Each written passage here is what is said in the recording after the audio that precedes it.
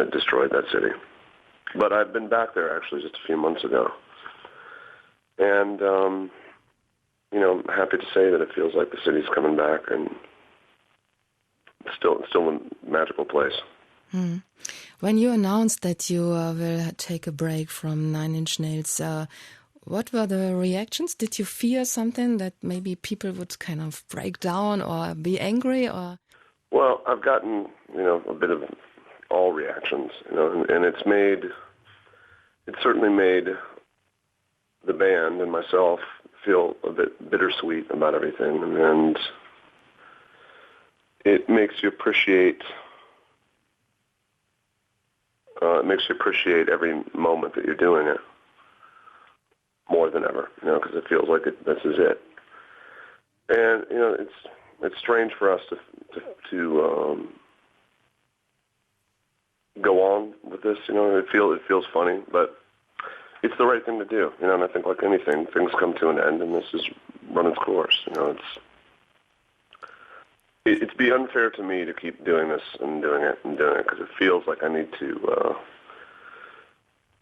invent something new. I feel like I've done a lot with this thing, and it's worked great, and I'm very happy with what we've done. And it feels like it's relevant, and it's functioning, and it's at full capacity right now. But at the same time, that feels like a good time to kind of retire it and try something else. do you think this is a result of your being healthy again and changing your life before with teeth? Well, I think being comfortable with myself and being confident with myself has given me the confidence to be able to stop this. Because it's very easy to rest on your laurels. It's easy to, if something isn't broken, don't try to fix it. Just keep it going. And I feel like if this kept on indefinitely, it would start to feel like I'm going through the motions, to be honest with you. Mm. And I think about now, I'm 44 years old right now. I think about on stage sometimes. Most of the energy and the incentive and the inspiration for the concept and the music of Nine Inch Nails has been based on frustration and anger and negativity and hate and fury, and I still have that in me, but it's probably not, well, it's definitely not as much in the forefront as it was when I wrote a lot of that music. And getting into that headspace for 2 hours a day, and it's not acting anymore. It's like I don't go out and then say, oh, I should act upset during this song, because that's how I act during this song.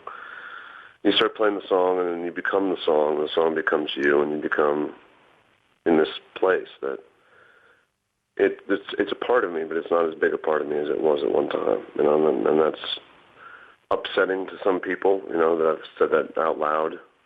It's upsetting to some people that I'm not a drug addict and about to die and considering killing myself every minute of the day, and I understand why that is to some people, but it's not who I am right now, and I'm personally happy that I'm not that person.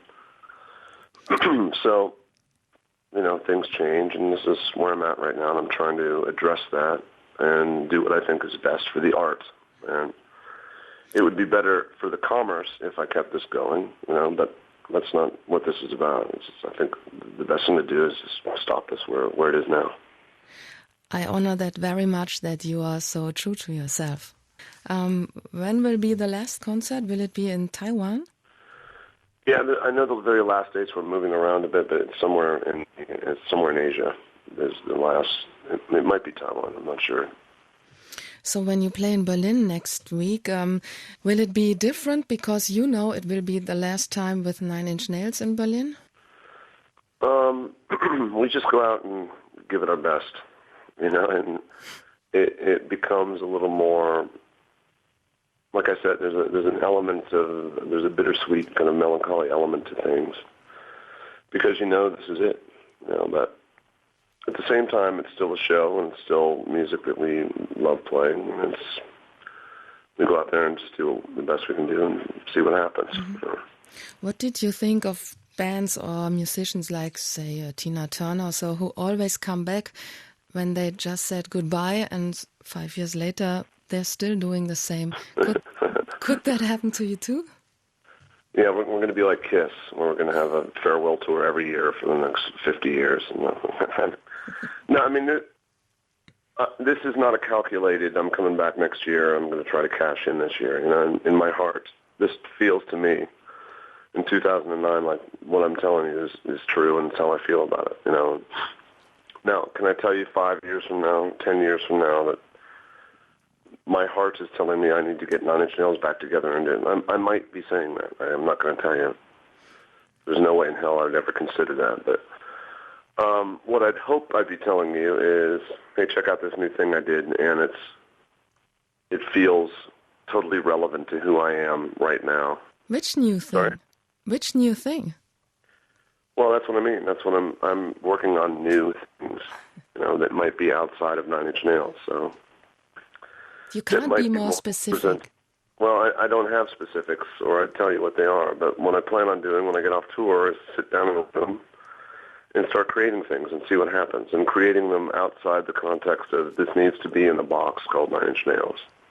And it might wind up in a box called Nine Inch Nails, but it might wind up sitting on a shelf across the other side of the hall that doesn't sound like Nine Inch Nails. Or in a cradle. Yeah, I might create something that winds up in a cradle. Who knows what could happen.